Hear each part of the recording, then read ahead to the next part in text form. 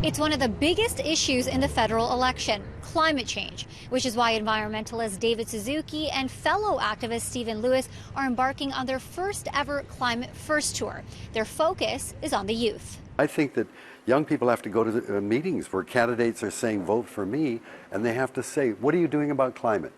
Is climate your number one issue? Because if it's not, we're not going to vote for you. The main issue right now for me is climate change. It's just like it's something that's happening right now, and it's something that's going to last a while unless we do something soon. Why are you so passionate about the climate? I think it's something that's going to last my whole future, and it's, like I said, we don't have a lot of time to change something, so this is the election where we have to do that. It's a nonpartisan tour in the lead up to next month's federal election. The goal is to get young people involved, voting, and passionate about the climate.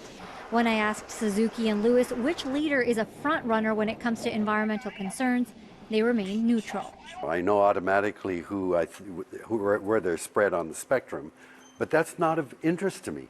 I don't care whether you elect a conservative, a liberal, an ND, or what, if they're not saying, yes, I'm going to work on climate change. You see, I think if we don't have a government elected where they say we're all coming together because this is an issue that is no longer political, we've all got to work together as a government to deal with this massive problem. It can't be just a one-person thing, like it can't be one person doing something about it. So what would you say are the major issues when it comes to climate change in Canada? Getting rid of carbon.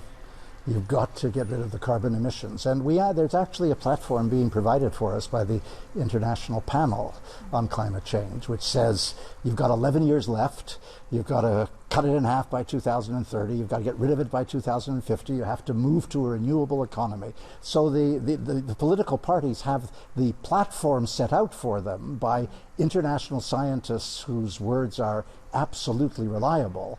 What are each one of you doing for the environment on a day-to-day basis? Well, I got a car, but I don't drive it. Using reusable water bottles.